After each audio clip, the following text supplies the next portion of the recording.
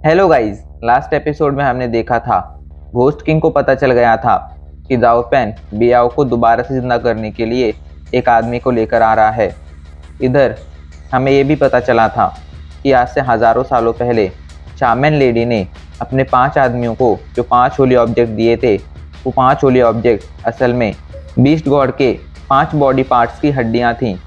ऐसे में जब तक वो हड्डियाँ बीस्ट गॉड की बॉडी से दोबारा से नहीं जुड़ती, तब तक वो बीस्ट गॉड दोबारा से कभी जिंदा नहीं हो पाता और हमेशा के लिए उस गुफा में कैद रह जाता।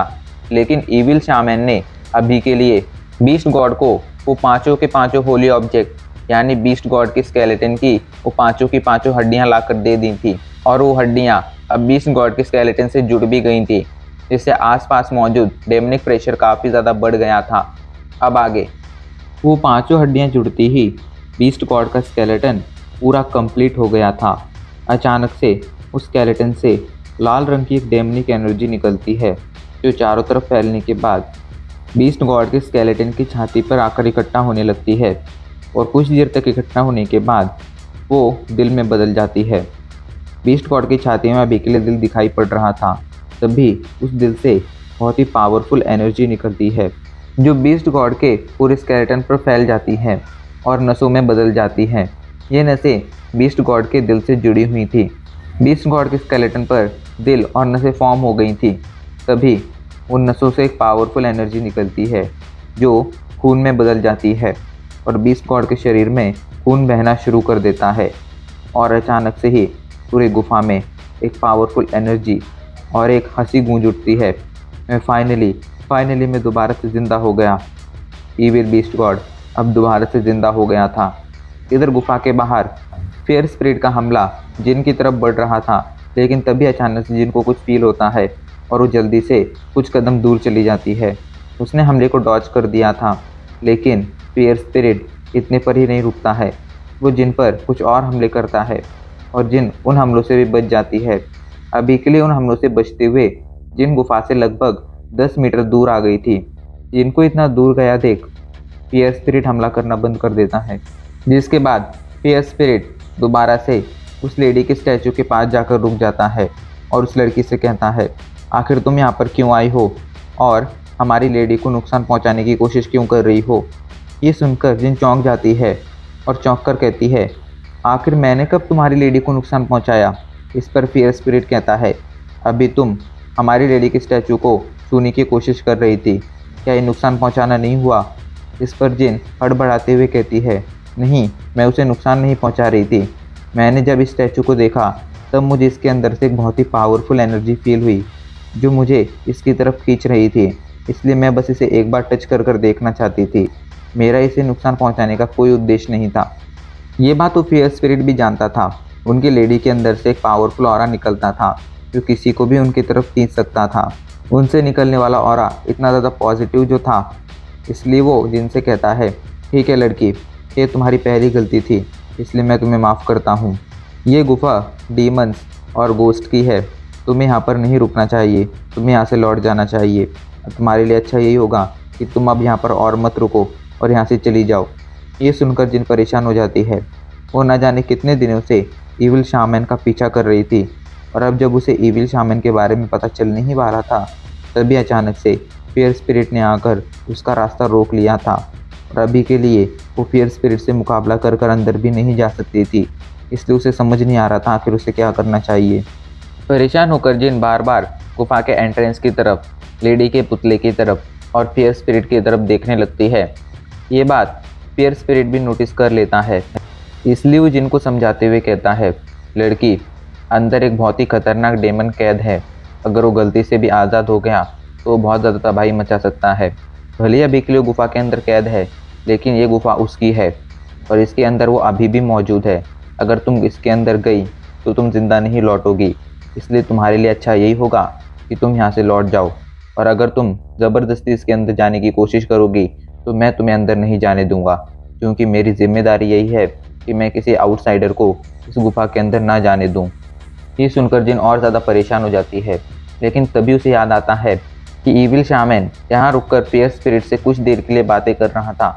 ऐसे में ज़रूर ये फेयर स्पिरिट ईविल शामन को जानता होगा, इसलिए वो फेयर स्पिरिट से कहता है, पर तुमने अभी कुछ देर पहले उस आदमी को तो अंदर जाने दिया था, फिर मुझे अंदर जाने से मना क्यों कर रहे हो? ये सुनकर फियर स्पिरिट चौंक कर कहता है, तो क्या तुम उस आदमी का पीछा कर रही थी?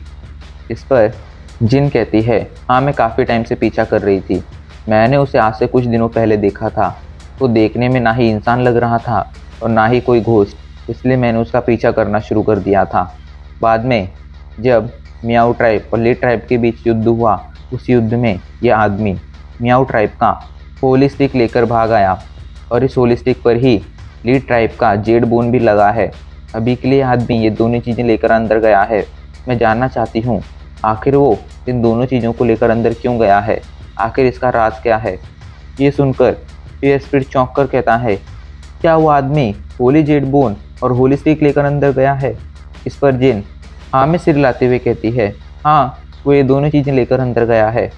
ये सुनते ही अचानक से फियर स्पिरिट काफ़ी ज़्यादा परेशान हो जाता है।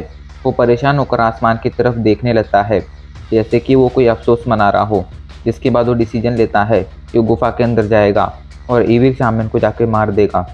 वो गुफा के अंदर जाने ही लगता है, लेकिन तभी अचानक से गुफा के अंदर से एक बहुत ही पावरफुल एनर्जी वेव निकलती है, जो इतनी पावरफुल थी कि उससे फियर स्पिरिट और जिन दोनों ही कुछ कदम पीछे चले जाते हैं। अचानक से ही फियर स्पिरिट बहुत ज़्यादा परेशान दिखने लगता है, जैसे कि कुछ बहुत बुरा हो गया हो। उससे अब अपने इमोशन कंट्रोल नहीं होते हैं और वो ज़ोर ज़ोर से रोना शुरू कर देता है। तभी अचानक से गुफा के अंदर से बहुत ही पावरफुल प्रेशर आता है। इस वजह से जिन और वो फियर स्पिरिट दोनों ही ज़मीन पर गिर जाते हैं। फियर स्पिरिट जल्दी से अपने घुटनों पर बैठता है और उस लेडी की स्टैचू की तरफ देखते हुए कहता है, लेडी मुझे माफ़ कर दीजिए, मैं आपका दिया हुआ काम नहीं कर पाया। मेरी वजह से अब वो दोबारा ज़िंदा हो गया है, मुझे माफ़ कर दीजिए लेडी। ये कहकर फियर स्पिरिट जल्दी से उठने की कोशिश करता है और फाइनली वो कामयाब रहता है। उठते ही फियर स्पिरिट गुफा के अंदर भाग जाता है ताकि वो गुफा में मौजूद उस बीस्ट गॉड को रोक सके।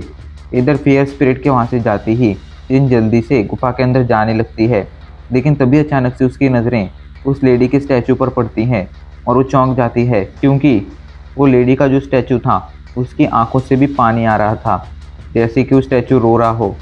ये बात जिनको समझ नहीं आ रही थी कि आखिर ये लेडी का स्टैचू रो क्यों रहा है और रो कैसे सकता है, आखिर ये तो एक स्टैचू है। ऐसे में इसके अंदर ऐसी पावर कहाँ से आई कि जो ये ह्यूमन जैसे इमोशन फील कर सकता है और ह्यूमन जैसा रिएक्ट कर सकता है। अभी वो ये सब सोच ही रही थी, तभी अचानक से वहाँ पर ज़ोरदार बारिश होने लगती है और उसे एक ज़ोरदार चीख सुनाई पड़ती है। ये चीख किसी और की नहीं, फियर स्पिरिट की थी और बिल्कुल ऐसे थी कि जैसे किसी ने फियर स्पिरिट को मार दिया हो। ये देखकर जिन काफ़ी ज़्यादा परेशान हो जाती है। उसे लगने लगा था कि अब फियर स्पिरिट मर चुका है, लेकिन फियर स्पिरिट जो इतना ज़्यादा पावरफुल था, वो भी अगर मारा गया है तो ऐसे में जिनका मरना तो बहुत ही आसान होता। पर उसे समझ नहीं आ रहा था आखिर इस गुफा के अंदर ऐसा कौन है जो फियर स्पिरिट को तक मार सकता है, वो भी इतने कम समय में, क्योंकि फियर स्पिरिट को अंदर गए अभी ज़्यादा से ज़्यादा 1 मिनट हुआ था। तभी अचानक से फिर से एनर्जी की एक पावरफुल वेव आती है और जिन कई मीटर दूर जाकर गिरती है। तभी गुफा के अंदर से एक इंसान बाहर आता है जिसने लाल रंग के कपड़े पहन रखे थे। उसके शरीर से पावरफुल डेमनिक प्रेशर निकल रहा था, जिसे जिन संभाल नहीं पा रही थी। वो देखती है, बाहर आते ही वो अजीब सा लाल रंग का ह्यूमन सीधा उस लेडी के स्टैचू के पास चला गया था। स्टैचू के पास पहुंचकर वो आदमी कुछ देर तक तो स्टैचू को देखता रहता है, जिसके बाद अचानक से ही वो आदमी उस स्टैचू के चेहरे को टच करता है और टच कर कर कहता है, शामन लेडी। तभी अचानक सीन चेंज हो जाता है और हमें जाओ फैन, फॉक्स डीमन और ओल्ड शामन को दिखाया जाता है, जो पिछले 15 दिनों से ट्रैवल कर रहे थे।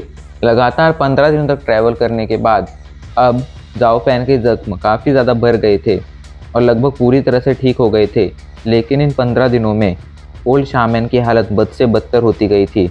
वो बूढ़े थे, इसलिए उनकी बॉडी अब उन्हें और हील नहीं कर सकती थी, इसलिए उनके जख्म कम होने की बजाय वक्त के साथ बढ़ते जा रहे थे। उनके लिए अब चलना भी काफ़ी ज़्यादा मुश्किल हो रहा था।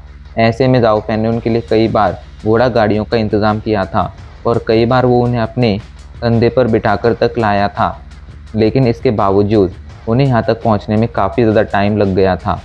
अभी के लिए वो लोग एक पहाड़ पर मौजूद थे जो मैजेस्टिक फॉक्स माउंटेन से थोड़ी दूरी पर था। उस पहाड़ से उन्हें मैजेस्टिक फॉक्स माउंटेन दिख रहा था। जाओ पैन कहता है, ओल्ड शामैन, हमें उसी पहाड़ पर जाना है। तभी उसकी नज़रें ओल्ड शामैन पर पड़ती हैं, जिनकी हालत बहुत ज़्यादा ख़राब हो गई थी और उसे उनकी चिंता होने लगती है।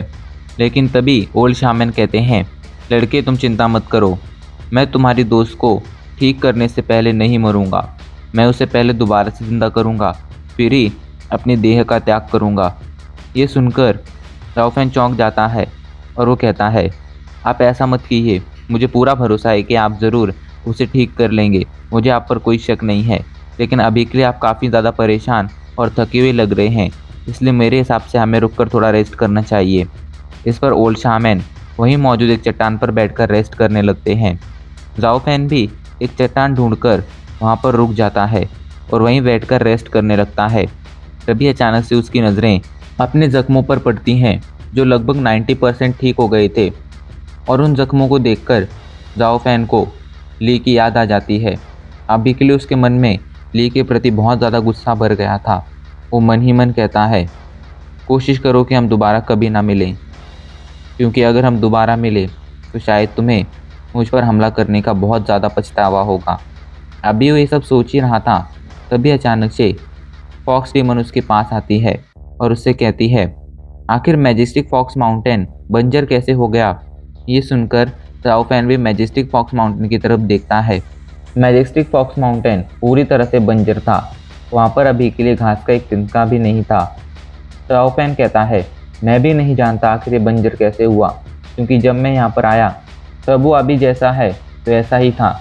ये सुनकर फॉक्स डीमन कहती है, यार ऐसा कैसे हो सकता है, आज से कुछ सालों पहले जब मैंने इसे देखा था तो यहाँ पर तो बहुत ज़्यादा हरियाली थी, ऐसे में ये पूरी तरह से बंजर कैसे हो सकता है। और यहीं पर हमारा एपिसोड ख़त्म हो जाता है।